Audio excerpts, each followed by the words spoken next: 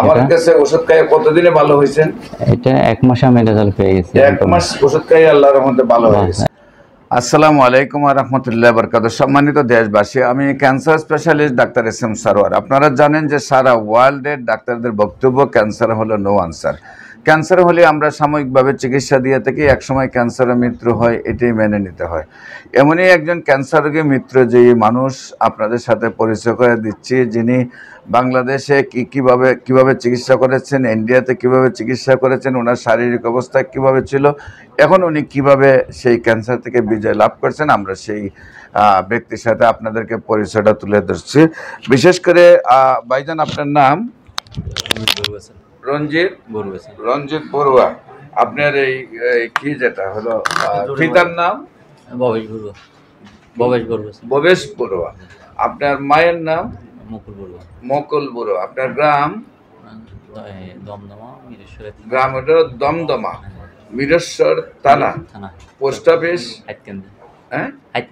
হাইতকান্দি, আর জেলা হলো চট্টগ্রাম। হ্যাঁ, তো বিশেষ করে আপনি যে অসুস্থ হয়েছিলেন, কিভাবে কোথায় কোথায় গিয়েছেন, কিভাবে কি চিকিৎসা করেছেন এবং আমার কাছে কিভাবে আসেন, একটু যদি বিস্তারিত দেশবাসীর উদ্দেশ্যে বলেন। আর প্রথমে এখানে আমার লিভার ক্যান্সার ধরা পড়ে, দিল্লি আইএলবিএস হসপিটালে চিকিৎসা নিই স্যার।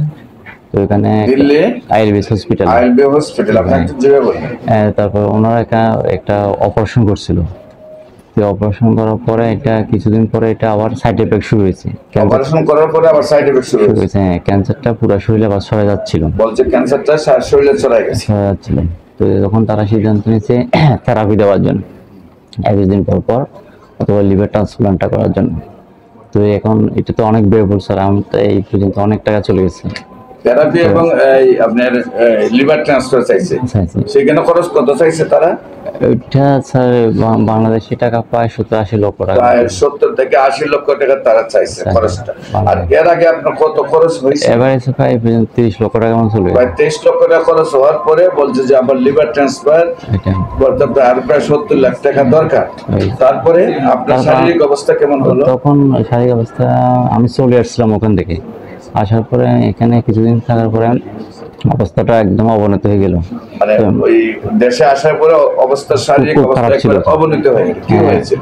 তো এখানে স্যার পেটে পানি চলে আসছিল স্যার, পেটে পানি চলে আসছিল, গাটা ফুলে গেছিল। তারপরে কিছু খাইতে পারিনি, প্রায় 2 মাস আপনার শুধু লেবু রস খেয়েছিলাম স্যার। পরে ইউটিউবের মাধ্যমে আপনার সন্ধান পেলাম স্যার। 2 মাস পর্যন্ত খালি শুধু লেবুর রস খেয়ে বেঁচেছিলেন, পেটে পানি চলে আসছিল, সমস্ত শরীরে ক্যান্সারটা ছড়িয়ে পড়ল। তারপরে আপনারা আমার খবর পেয়ে আমার কাছে আসছেন। হ্যাঁ, হবিগঞ্জে গেলাম। তারপর হবিগঞ্জ থেকে মানে তারপর এখানে ঢাকাতে পুরাতন পল্টনে নিচ্ছি চিকিৎসা। আমার কাছে ওষুধ খাইয়ে কতদিনে ভালো হয়েছেন? এটা 1 মাসে আমি রেজাল্ট পেয়ে গেছি। 1 মাস ওষুধ খাইয়ে আল্লাহর রহমতে ভালো হয়ে গেছে। এখন মোটামুটি হাঁটা চলাফেরা চলে আসছে। এখন মোটামুটি এখন আপনার ওষুধের কোর্সগুলো সম্পূর্ণ পূরণ করবেন। এটাই স্যার। সম্মানিত দেশবাসী, বিশেষ করে আমাদের মধ্যে উপস্থিত রয়েছেন আব্দুল সত্তার সাহেব, যিনি গণ অধিকার পার্টির সম্মানিত চেয়ারম্যান। পাশাপাশি আমাদের ঢাকা থেকে যিনি এমপি নির্বাচন করেছেন এখলাসুর রহমান স্যার। আমি যে বিষয়টা আপনারা দেখেছেন, এই বিষয়ে একটু কথা বলার জন্য অনুরোধ জানাচ্ছি। প্রথমে আমাদের আব্দুল সত্তার সাহেব, যিনি গণ অধিকার পার্টির চেয়ারম্যান। আসসালামু আলাইকুম ওয়া রাহমাতুল্লাহ। প্রথমে ধন্যবাদ জানাই ক্যান্সার গবেষক অধ্যক্ষ জনাব সরোয়ার সাহেবকে আমাকে কথা বলার সুযোগ দেওয়ার জন্য। তো আমি বেশ কিছুদিন ধরেই জানতেছিলাম যেখানে ক্যান্সার বিশেষজ্ঞ আছে, ক্যান্সারের উপরে কাজ হচ্ছে, কিন্তু এখানে এত ভালো কাজ হচ্ছে। বিশ্বে সর্বোন্নত যতগুলা কাজ হয় ক্যান্সারের, তার মধ্যে আমার মনে হয় এটাও একটা। এটা এখানে না আসলে বুঝতে পারতাম না। তো আমি মনে করি এই বিষয়টা গভর্নমেন্টের মাধ্যম দিয়ে গোটা বাংলাদেশ প্রতিটা জেলায় সরকারিভাবে জানান দেওয়া উচিত। তাহলে আমরা আমাদের সাধারণ মানে গরিব মানুষ যারা ক্যান্সারে ভুক্তভোগী, চিকিৎসা দিতে পারছে না, এত স্বল্প ব্যয়ে তারা এই সুবিধাটা গ্রহণ করতে পারবে আমি মনে করি। তো যাই হোক, আরও একবার ধন্যবাদ দিচ্ছি সরোয়ার ভাইকে যে আপনি উদ্যোগটা নিয়েছেন, আরও একটু গভীরভাবে উদ্যোগটা নিয়ে একটু দেশবাসীকে জানান দেন, যাতে দেশবাসী উপকার হয়। আমাদের আসসালামু আলাইকুম। এমপি সাহেব এখলাসুর রহমান সাহেবকে একটু বলা যেত। আসসালামু আলাইকুম, আমি মোহাম্মদ আকলাকুর রহমান বলছি।